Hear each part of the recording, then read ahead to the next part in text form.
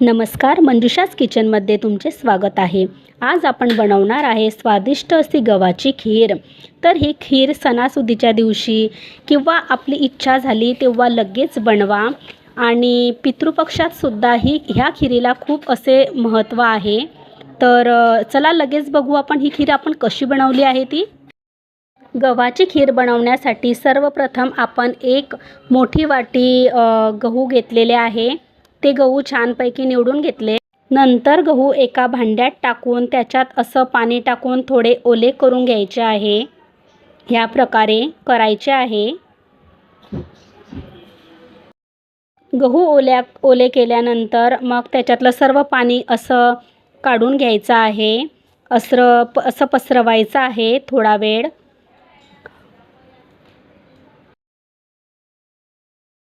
मिक्सरमध्ये वाटण्याच्या अगोदर असं आपल्याला गहू थोडे मोकळे ठेवायचे आहे चाळणीमध्ये। आता मिक्सरमध्ये आपण गहू वाटून घेऊ बारीक असे।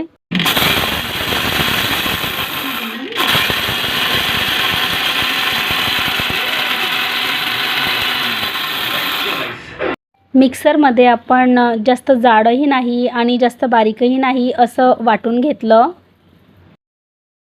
गहू वाटताना एवढं महत्त्वाचं आहे की प्रत्येक दाणा हा वाटला गेला पाहिजे आणि गहू वाटल्याच्या नंतर पंख्याखाली एका परातीत किंवा ताटामध्ये आपल्याला पसरवत ठेवायचे आहे गहू, म्हणजे ते लगेच असे आपल्याला पाखडता येतील आणि त्यातील कोंडा लगेच निघेल। ह्या प्रकारे पाखडायचा आहे, म्हणजे सर्व कोंडा हा निघून जाईल व मऊसूद अशी कुकरमध्ये हे गहू शिजले जातील लगेच। आता एका भांड्यामध्ये आपण तयार केलेला गहू टाकून घेऊ आणि त्याच्यामध्ये तेल टाकायचं आहे मऊ होण्यासाठी आणि छान मिक्स करून घ्यायचं। आपण एक दिवस अगोदर म्हणजे रात्री असं हे सर्व तयार करून ठेवू शकता किंवा लगेचही असं केल्याने लगेचही खीर बनवली तरीही चालेल। पण जर आपण एक दिवस अगोदर बनवून ठेवलं असं तर आपला तेवढाच वेळ वाचेल आणि लगेच आपल्याला खीर बनवता येईल। आता एका कुकरमध्ये आपल्याला पाणी ठेवायचे आहे। हे 1 ग्लास, 2 ग्लास आणि हे अर्धा ग्लास म्हणजे 2.5 ग्लास पाणी घेतलेलं आहे आपण आणि ते पाणी छान झाकून देऊ म्हणजे त्याला उकळी येईल। आता बघून घेऊ उकळी आली आहे का ती पाण्याला। मस्तपैकी उकळी आलेली आहे। म्हणजे गरम पाण्यातच आपल्याला गहू टाकायचे आहे ते, म्हणजे छान असे मऊसूद असे ते शिजले जातील मस्तपैकी। आणि गहू टाकल्यावरती गव्हाला छान असं मिक्स करून घ्यायचं आहे। गरम पाण्यातच टाकायचे आहे। नंतर थोडं तेल टाकून कुकर लावून घेऊ आणि 4 ते 5 शिट्ट्या होऊ द्यायच्या आहे।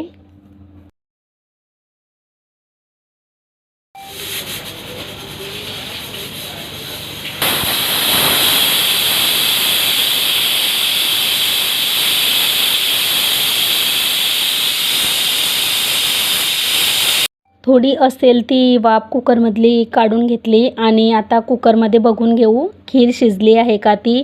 वा, मस्तपैकी शिजलेली आहे, दिसतच आहे। तुम्ही बघू शकता मऊसूद अशी शिजलेली आहे मस्तपैकी। एक गव्हाचा दाणा शिजलेला आहे मऊ असा।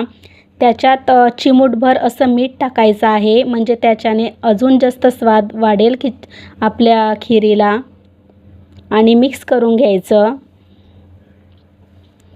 हे बघा किती छान असे शिजलेली आहे। नंतर आपल्याला जर ती घट्ट वाटत असेल, कारण ती थोडी थंड झाल्यावरती घट्ट होते, म्हणून आपण त्याच्यात थोडं असं गरम पाणी टाकलेलं आहे, टाकून घ्यायचं आपल्याला जेवढी पातळ किंवा घट्ट पाहिजे त्याप्रमाणे।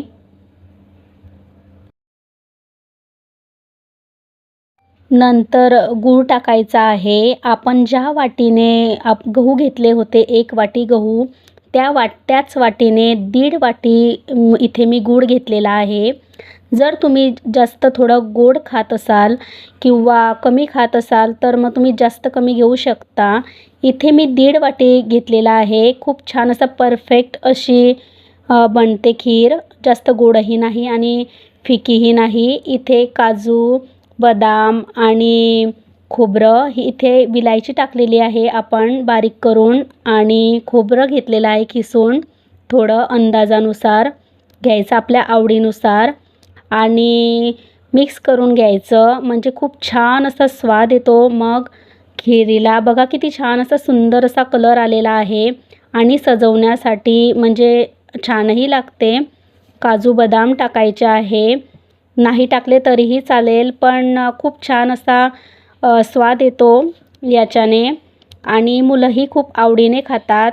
आणि किती सुंदर कलर आलेला आहे. आणि नंतर सर्व हे साहित्य टाकल्यानंतर अशी तिला एक उकळी येऊ द्यायची. म्हणजे ती अशी उकळत आहे, तर जवळपास तयारच आहे स्वादिष्ट अशी गव्हाची खीर आणि झटपट अशी बनणारी आणि सर्वांना आवडणारी. अशी उकळी येऊ द्यायची. तर तयार झालेली आहे गव्हाची स्वादिष्ट खीर.